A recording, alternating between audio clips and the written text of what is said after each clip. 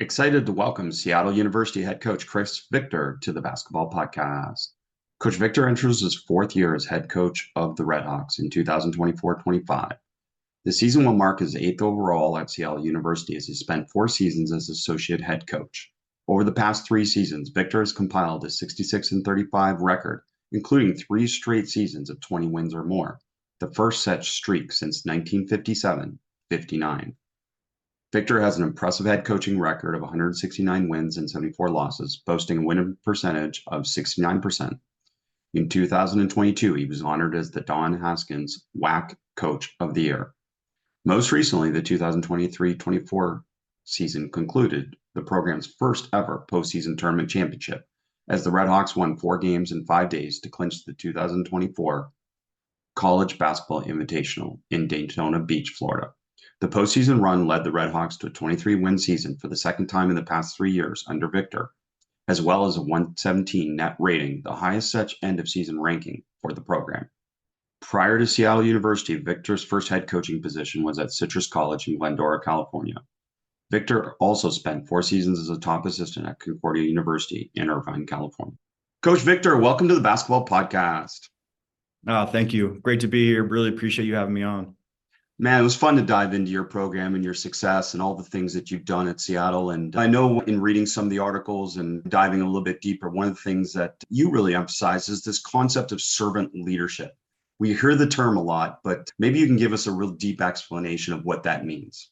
Yeah, I think a big part of coaching college basketball is the development of the players in your program, and not just the basketball side, them growing as men. When you get 17, 18, 19-year-old freshmen or transfers coming in for a few years, a big part of what we do is making sure that, they're developing as basketball players and they're going to leave here as good of a player as they can be in those years, but also, are they developing as leaders? Are they developing as men? Are they going to be ready to succeed in the real world after basketball, or will it help them with their basketball career with that development? And servant leadership is something that for us has always been a part of our program. We talk about the 4 pillars of our program. One of them is investment.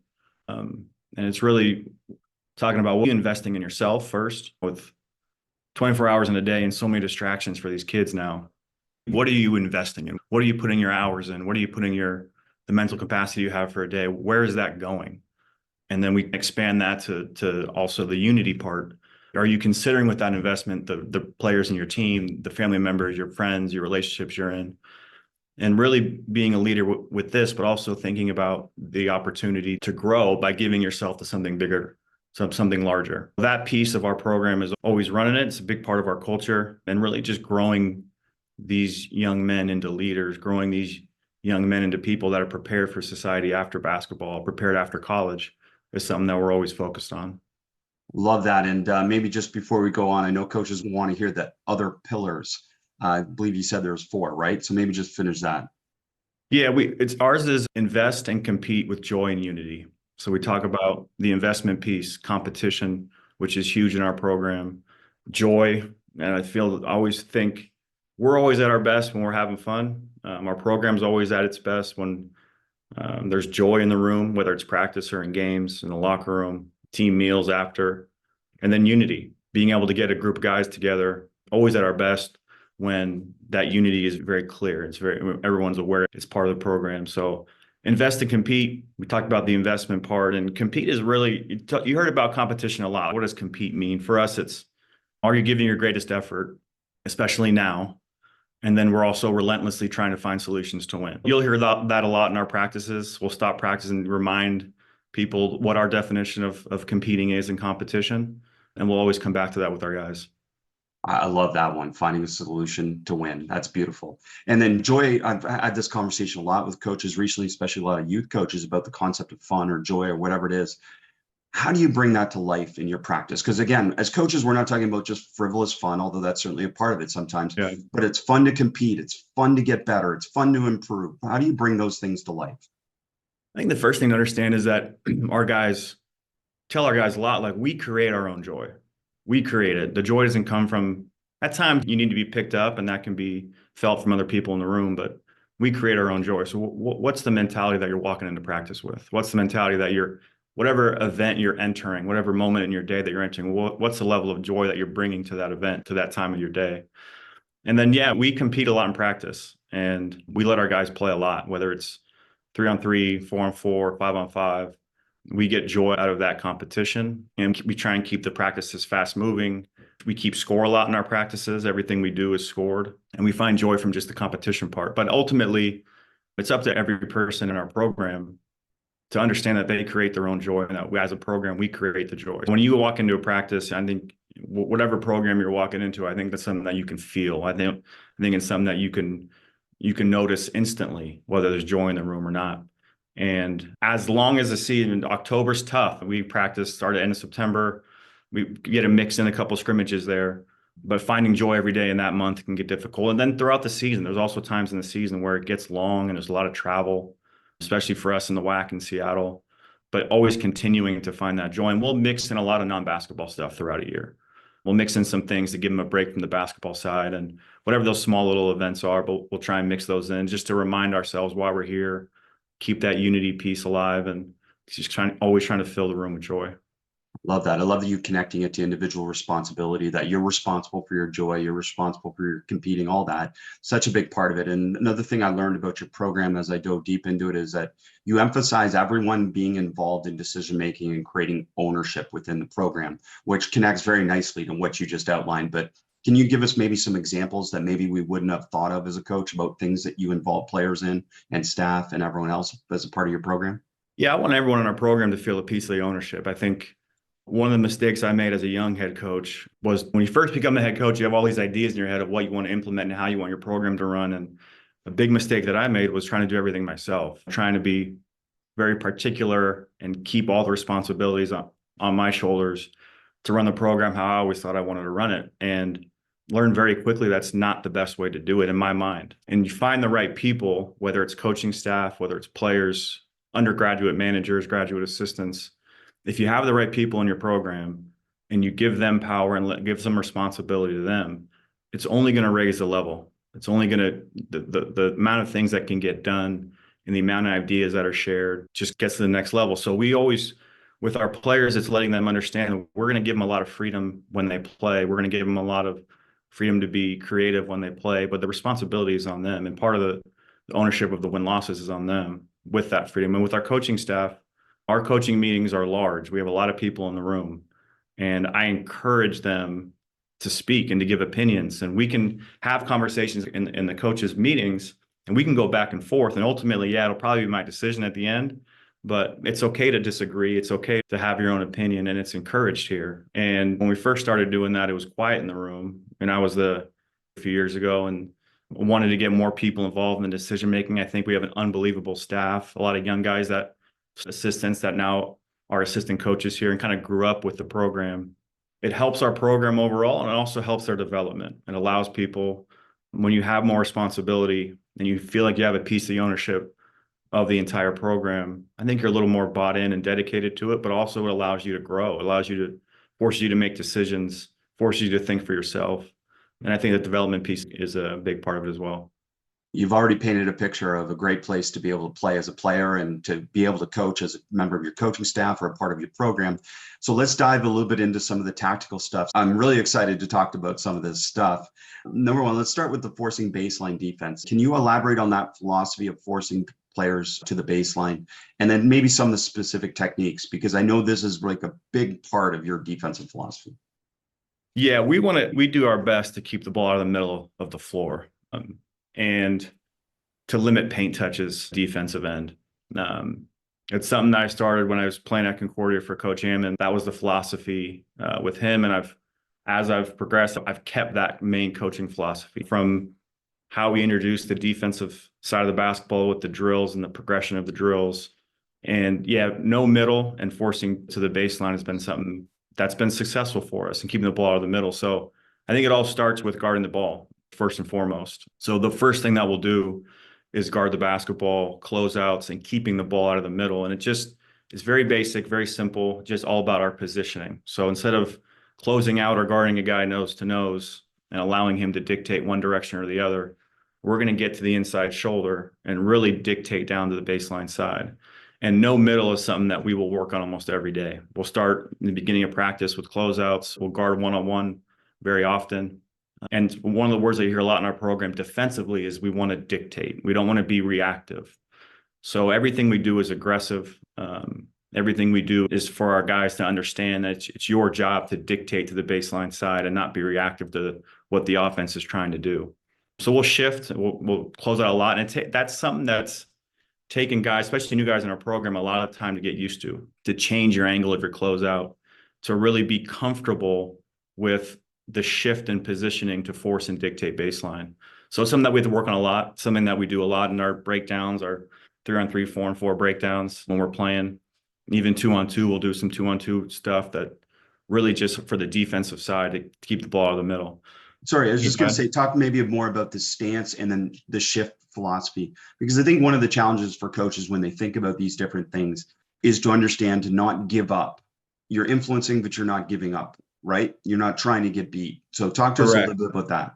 Yeah, the shift is we're going to shift our nose. So if you stand behind, if you have an offensive player on the wing and you're a coach standing behind them, and you draw a line from the offensive player's inside shoulder to the rim, we want our defensive player's nose to be on that line. So you're shifting to the inside shoulder. We're not going nose to nose with the offense. We're shifting the inside shoulder. And that inside hand is always going to be what we call our stick hand. So every time your player catches the basketball, we want an aggressive stick with that inside hand in the offensive player's face. And that's something that's going to really start the possession, start that one-on-one moment, and really start to dictate to the baseline side. So once guys are able to understand that positioning and understand the importance of our stick every time that your man catches the basketball. Okay, now we're talking about what you just mentioned. So taking away middle is the first part. We're going to dictate baseline. Now, once you've dictated baseline, it's not okay to get beat. It's not okay to give up a paint touch on the baseline side. You still have to what we call hold the line. So when you start your first stance and you've dictated the baseline side, we draw that line down to the baseline where we want to force the offensive player to, and you have to hold that line. You cannot let the offense get to the paint, get a paint touch, or force help from the whole side, now creating defensive rotation. Ideally for us, a ball on the wing, player catches the ball on the wing, they get an aggressive stick right away. We're not giving up threes in the catch. We're not giving up middle. You're dictating to the baseline side. And once you force that player down to the baseline side, okay, now your job is to hold the line without fouling. And if we can get players to shoot pull-up jump shots on the baseline, to pick up the basketball on the baseline, we think that our defense is going to be pretty successful. So talk to us a little bit. Somebody drives baseline. Are we trying to cut them off? Are we pushing back? What are we doing in terms of our stance? We know we're loaded to influence some baseline. What is our recovery in terms of that drive baseline? Because that's another part that I think is so important for coaches to understand. Yeah, I think the first thing is we want to be aggressive. So we want to, anytime that someone's trying to break the line and get to the paint, we want to be aggressive. Obviously, we don't use our hands. And one thing that we have not done well defensively over the last couple of years is we foul way too much. And it's a tough line, right? We want to be aggressive. We're teaching our players to be aggressive, but now how well can we do that without fouling? We talk a lot about using our chest defensively. Can we be lower than the offensive player in a stance? And I think if you can do those two things, you'll be called for less fouls. And then, yeah, ideally for us, if you can guard the basketball without any help from the other four players on the floor, okay, now you're a pretty good one-on-one defender. So when you do dictate baseline, if you can get a great push off that first slide and stay in front, okay, then now you can use your chest and square up. If you get a step behind, maybe you got to turn your shoulders and get a couple sprint steps down to the baseline to cut them off. But it's something that we talk about with our guys too, because every player with different length, different size, different quickness has to figure out what's going to make them successful. So how much space can you give the offensive player without giving up a three? How much space can you give them and still pressure the basketball? We've had some smaller, quicker guards in this program that were unbelievable on-ball defenders that can take away all the space and really get into an offensive player and keep them out of the middle and still dictate baseline without fouling. Some of our bigger wings need a little more space. So it's really working with each guy individually and understanding that it's not going to be the same for every player on your team. Like you got to teach different ways to different guys. And then when we get into the season, now we're talking about scouting reports and who you're guarding, and are you guarding a driver, are you guarding a shooter, or looking at tendencies. We start with the basics, we teach that positioning and that philosophy, and we get good at that. And then as the practice progresses and as you're guarding different guys in the team, and as we learn the strengths of different players defensively. We can tinker with each guy individually on how that's going to be most effective. You referenced, thanks for giving us all this detail, by the way. You referenced obviously the help side and being ready to be able to protect the rim and different things like that. So the advantage of influencing a certain direction or forcing a certain direction is clearly where to be loaded and help earlier. So talk to us a little bit about that process, especially let's say helping on a baseline drive. What is the ideal situation is not to help, but what is the ideal situation if we have to help? Yeah, we want to take away threes. We want to take away the rim. And that's getting down to the basics of our defense. Take away threes and take away the rim. So if we are beat to the baseline side, we call the lowest defender on the weak side in the hole. So if you're in the hole, your job is to protect the rim. So if you're in the hole and a defender on the wing getting beat, we really are aggressive out of the hole. We want to attack out of the hole. We're not going to sit in the paint and wait for the ball to get to us. We want to attack the basketball out of the hole and meet him outside the paint ideally. And then after we take away the rim, our rotations now begin. Once the man leaves the hole, we got to replace it. We got to rotate on the weak side. So we talk about taking away the rim, one, and then really doing a good job of getting down to the baseline skip pass to that corner and taking that option away. And once we've taken that away, now the third rotation would be to take away any paint to paint. So if the big left the hole and his man tees up to the middle of the paint area, what we call the logo, or for us, the WAC, really taking that away. So we want to take away the rim, we want to take away the baseline skip to the corner, and we want to take away any paint-to-paint option. Talking about covering the ball on top then. So we're on top. Are we influencing a direction when we're dead top or off the slots or within the slots?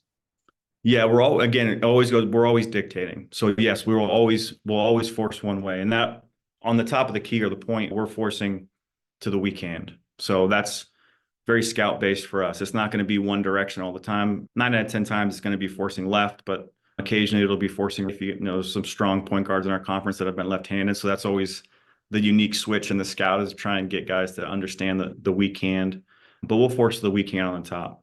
And that's something that for our ball screen coverages, whether it's a ball screen coverage in the middle or just one-on-one, we really want to dictate to the weak hand on top. Talk to us a little bit, but one pass away. What are we doing one pass away then in help? Are we packing? Are we denying? Are we scouting report in terms of some of the positional stuff off the ball? Yeah, scouting report, definitely. Anytime that for us, if it's a player that we're not gonna take away their three as aggressively, that'll be more of a pack on one pass away, really focus on more of help. We'll be up the line from your man to the basketball. That line, we'll be up the line about a third towards the ball. And one thing we always talk about when we're one pass away is being able to impact the basketball.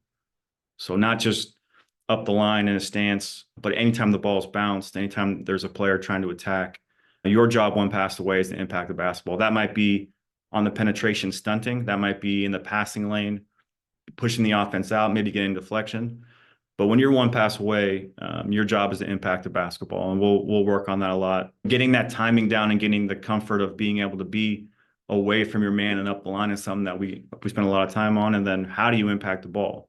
How early do you stunt? When do you stunt? What's the angle of your stunt? And then also just not getting too far. Because again, a big part of our defense, and it sounds simple, but every time your man catches the ball, we expect a very aggressive stick right away.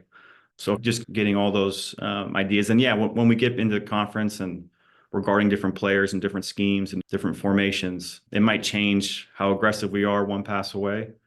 But impacting the ball one pass away, being up the line is two of our most important things. I love the stick hand aggression part. I've gone to explaining this to my younger teams to call it a shock. You're trying to shock the ball so it's uncomfortable. And that's basically such a big part, I feel, of modern basketball because of the three-point shot. And then obviously we're trying to take away comfort and confidence right away for the ball handler. So that's beautiful stuff to be able to emphasize. Now, I've also understood that you guys do some unique things and you teach really well defending the backdoor cut. Can you go into that?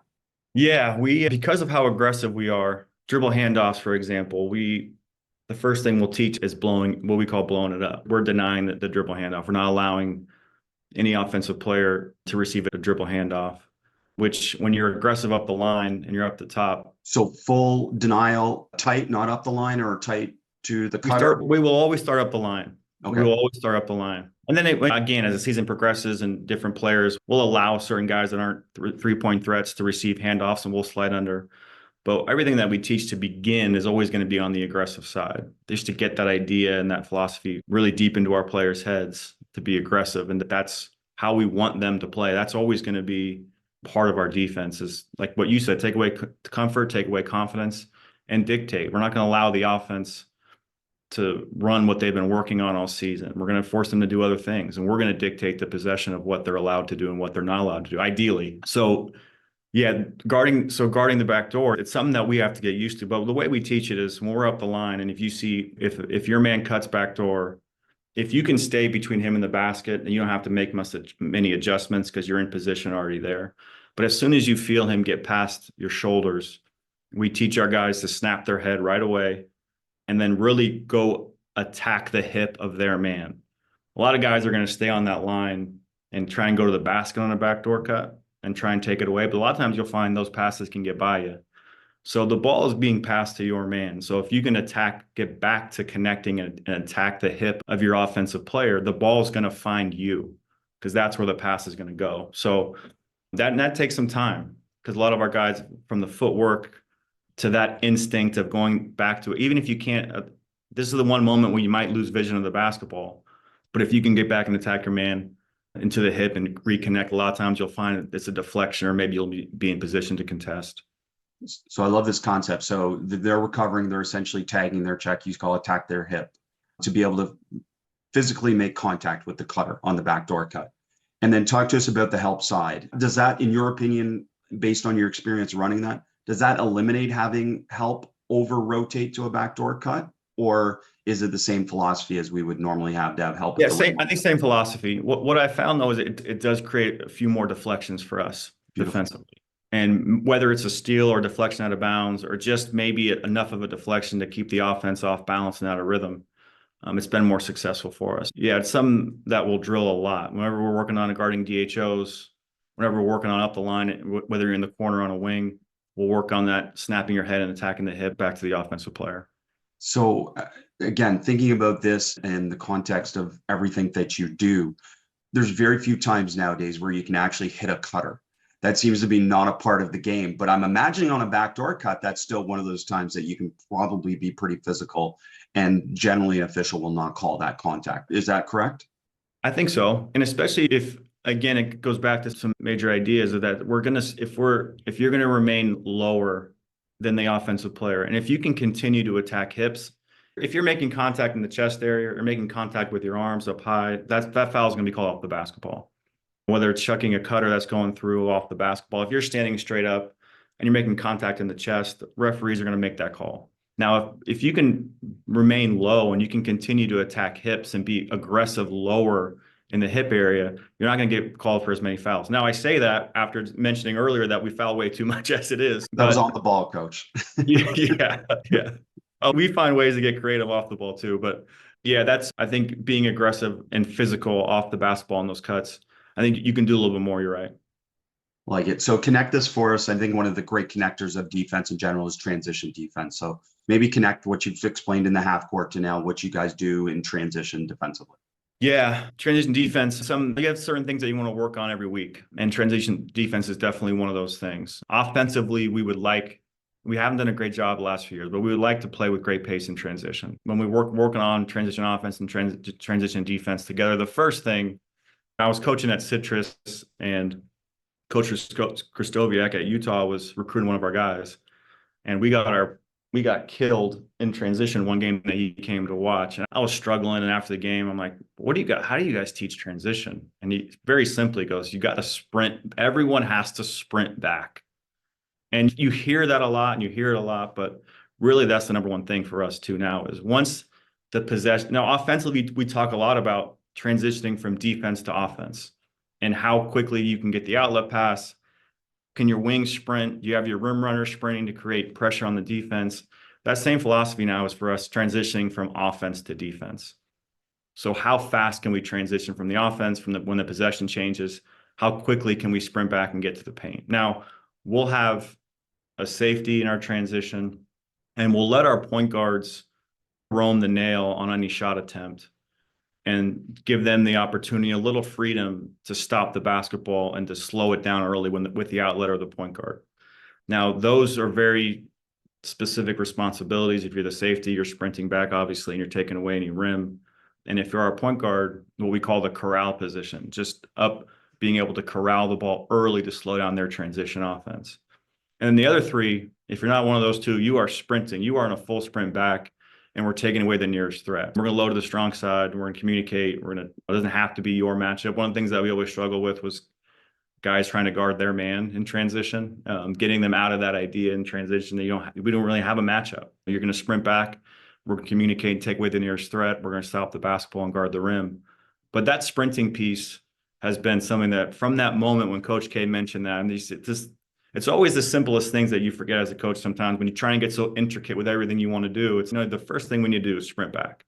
So that's something that we'll work on a lot early, and we'll watch it on film, and we'll show guys backpedaling. We'll show guys trying to find their man in transition, and just that the idea of sprinting back and loading up on the ball side is something that we need to get back to. It's simple but hard at the same time. Yeah. And you emphasize that. I love that you connected that right for us. It's the positioning of the body to be able to know if they're sprinting or not, right? You would never see 100-meter sprinting or 100-meter runner sprinting while looking over their shoulder or by backpedaling or half running. It's a full speed sprint is what you're emphasizing, right? Correct. Yep. How fast can you get from the point you are on the offensive side of the court back to our defensive side? Like, how quickly can you get there? And then at what point do you want them to get vision back towards the ball or towards whatever their responsibility is? Yeah, as soon as we're crossing half court, we want to start getting vision back. So find which side of the court the ball's on and load to that side, and then begin your matchups then. Beautiful. Love the corral idea. Obviously, high percentage of rebounds go to the nail as well. So that's a big value of sending kind of your point guard there in terms of that. So with that, connect that for us. Who does have get back responsibilities? Your point guard's going to the nail to try and corral. Who is responsible for get back? Safety. Yeah, usually our worst offensive rebounding guard. Offensive rebounding is something that we both. What's that? Good to be them. Yeah. So we'll have. We've gone back and forth. Do we want 3 to crash the board? Do we want 4 to crash the board? Something that we've always philosophically gone back and forth with. And what we've come to is finding out who our good offensive rebounders are. If we have a guard that's a good offensive rebound, like we have a couple this year that I think have a chance to be good offensive rebounders, we might allow them to crash. We might allow them to be, and that sometimes we'll have people on the court that aren't good offensive rebounders. So for us, there's not, in my mind, much benefit to send guards that aren't great offensive rebounders to the glass. I'd rather get back on defense, 2 safeties. If we're playing a lineup with 2 guards on the floor that aren't great on offensive rebounding, we'll have 2 safeties for that segment with that lineup. And then for our corral spot, if we do have a good offensive rebounding guard, it could be our point guard, it could be our off guard, it could be one of our wings, but we'll allow him to get to the nail. Like you mentioned, a lot of opportunity on the offensive rebounding side from that spot on the floor. And then now that person will become our corral. So it's very individual based, lineup based. Who's our safety? Who's our crashers? Who's our corral? And we'll go back and forth with that throughout the season. Now, if we think we have an advantage in some games on the offensive boards, maybe we'll just send more. If we're playing a great transition team, we might have double safety occasionally in that game. But very individual based, very scout based as we go throughout the year. Love it. And you're giving us a great picture of kind of your style of play, especially defensively. And talk to us about ball screen defense. I know this is something also as well that you guys do a really effective job of in ball screen defense. So give us some ideas about how we can be more effective. Yeah. 10 years ago, we didn't spend much time guarding ball screens in practice or in games. And as the trends in basketball every 5-6 years start to change, we realized that if we're going to guard this many ball screens in a game, that's something that we have to emphasize more in practice. And usually when you implement your defense, you're talking about guarding the basketball, you're talking about your help side, talking about your rotations, and then you eventually get to ball screen coverages. Flip for us. So our ball screen coverage is something that we transition defense, rebounding, ball screen coverages in guarding the basketball, we're going to work on very often. And it goes back to what we talked about earlier. We want to be aggressive. We want to dictate. So the way our defense is set up, with keeping the ball out of the middle. 3 years ago, we made the adjustment that we're just going to ice the ball screen on the sidelines. And that anything on the outer third of the court, we're going to ice, and just really fits in well with how we just want to keep the ball out of the middle. Now, we're a little more aggressive with that coverage. We teach our guards, as soon as you hear our coverage called from the screener's man, we teach our guards right away to connect to the hip of the offensive player and to be aggressive in dictating to the baseline side. We don't want to give the guards space to operate. We don't want to give him comfort. We don't want to give him opportunity to attack the big. We don't want to give him vision to the weak side. So we teach our guard to connect right to his hip and really be aggressive to dictate to that baseline side. It's the one ball screen coverage that will allow our on-ball defender to adjust his stance, right? And in that ice coverage, we'll really get to them and be aggressive. And then we bring our bigs all the way up to a step below the screener. So we'll be aggressive with our bigs as well. And if we can take the offense out of their ball screen action just by being aggressive, if the big's going to vacate that screen, whether it's a short roll, a pop, or a slip to the rim, we think that we've done a good job of guarding the ball screen by not allowing them to use it. So we'll be aggressive on the outer thirds with our ice coverages. And then the middle third, we'll mix it up. We'll weak a lot of the middle third ball screens, try and keep the ball in the ball handler's weak hand, force him to make plays, score, create for others with the ball in his weak hand. We'll flat hedge in the middle, what we call the line of scrimmage. So ball screen set in the middle third, we don't want the ball handler, wherever that screen is set, they've now established the line of scrimmage. And we don't want the ball handler to be able to get past the line of scrimmage. So the job of our guards, one, is to be aggressive and to not get screened. And we found that we've had some pretty good guards in this program that are very hard to screen, even in ball screens. And it goes back to even off the ball. If you can guard the basketball 1-1 without needing help, our defense is going to be better. If you can guard a ball screen without getting hit, without needing the big to show or hedge or however you're guarding it, our defense is going to be better. So the first thing we'll do is really work with our guards on how we're going to get through ball screens. And then our bigs are going to be aggressive. If it's an ice coverage, we're going to be aggressive to the screen. If it's a middle third, we're going to be on the line of scrimmage and not let the offensive player turn the corner. So again, it goes back to our philosophy of dictating, of really trying to not allow them to get into their ball screen actions and not allow them to go through their reads and progressions from the ball screen, to really force the ball handler to be a passer, to take the scoring option out of it, and to see if we can keep them behind the line of scrimmage. You can see how it connects to your dribble handoff defense as well, that this dictate philosophy shines through in both those. Talk to us a little bit about then the guard. That individual responsibility also connects to what you talked about before too, in terms of ownership and being a big part of the program. So talk to us a little bit about the guard. What are some starting points to be able to teach a guard to be able to get through the screen, cancel the screen on their own? Yeah. So in the middle third, one of the things that we found is when the screen coverage is called, so all of our ball screen coverage are color coded. And when a guard hears a ball screen coverage being called in the middle third, we don't want to change our positioning. So I've gone back and forth where you want to switch to your feet and force the ball handler into the screen. We don't want to do any of that. We want to guard the basketball just like we were and not even really worry about the screen. Because what I tell our guys, the ball handler will take you to the screen. Every offensive player has been taught to to set up your man off the ball on the ball screen, to get them attacked with no space, attack the screener's hip and force the help. So the ball will take you to the ball screen.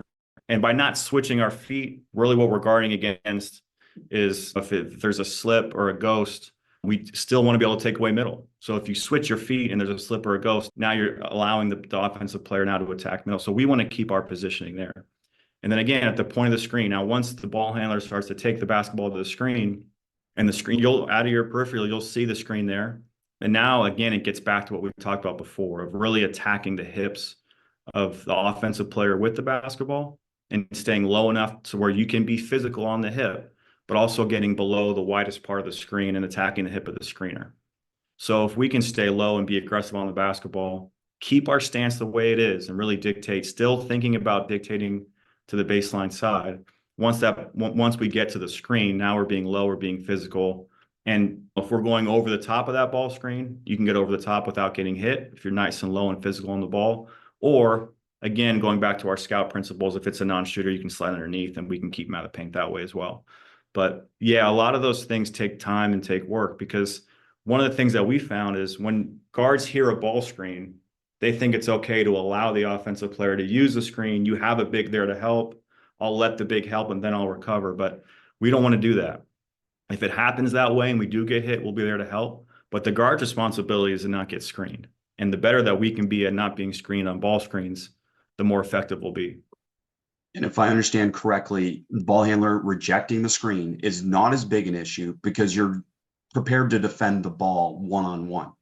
right? You're not turning and getting rejected. You're already ready to cover the ball. So it's not really a reject. You're just covering the ball if it doesn't use the screen anyways, right? Correct. Now, a reject getting beat is a big problem because, where your help is set up with a ball screen. But yes, your But job is that's to when they go back. start to force it into the ball screen, right? But Correct. before then, they're just prepared to cover the ball however the ball goes. Correct. Yep. Okay. That's an interesting approach to it. And how long have you done that approach? And then what are maybe some of the challenges initially in terms of teaching that approach? We've done it for a few years now. And again, it started when we had those good guards off the basketball. Darion Trammell's in our program, who just graduated from San Diego State, who was a smaller guard. And a lot of coaches for a long time have been afraid defensively with smaller guards. And for me, we found just maybe it's the way that we play and the style of defense that we play, that Darion was someone to open our eyes to. It was really hard to screen him. And because he was a little bit smaller, he was able to play a little bit lower and avoid getting hit as much. But yeah, something we've been teaching for a while. Some of the things that are tough is just, again, getting back to the idea in our guards' minds that it is not okay to be hit and accept the help. It's not okay to allow the ball handler to use the screen and accept the help. We do not want the offense to create an advantage or create rotations behind on our defense with the big that high on the floor. So really changing the mindset of our guards is number one. Just refusing to be screened, not accepting the screen and refusing to be hit and being able to guard your guy one-on-one. That mindset, honestly, is the biggest piece of it. And once our guys understand that and they've built that awareness and that toughness of not getting hit, not getting screened, okay, now we can talk a little bit more about the technique, about staying low, our angles, where we want to attack, and where we can be physical with our contact. That's great stuff. And you mentioned the ghosting challenge. And so you talked about it relative to the person covering the ball handler. Can you talk about it relative to the person covering the screener?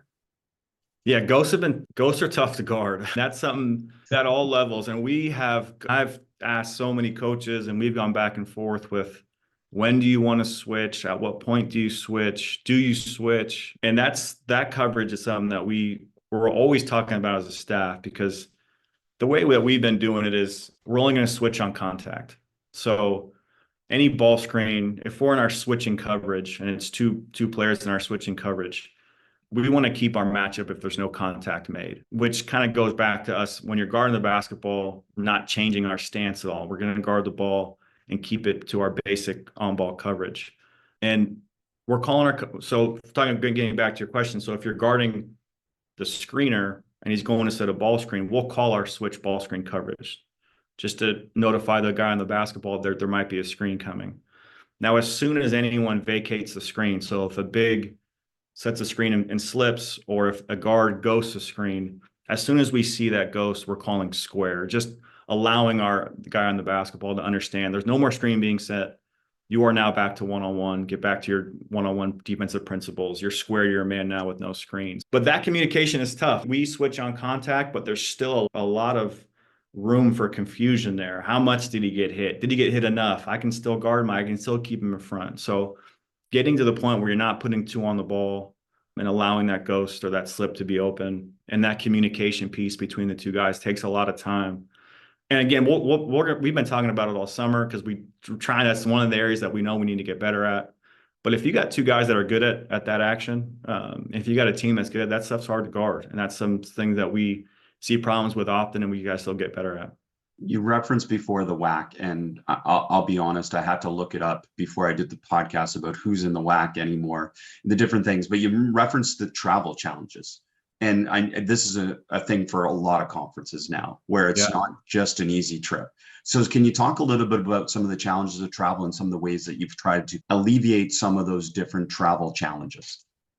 Yeah, we're traveling 2 time zones to Texas on multiple trips. So again, it's one of those things where you're trying to find the best solution. I think really it's kind of team to team. It's based on what's the personality of your team and what you need. So we've tried to go a day early on some trips because we're flying from Seattle.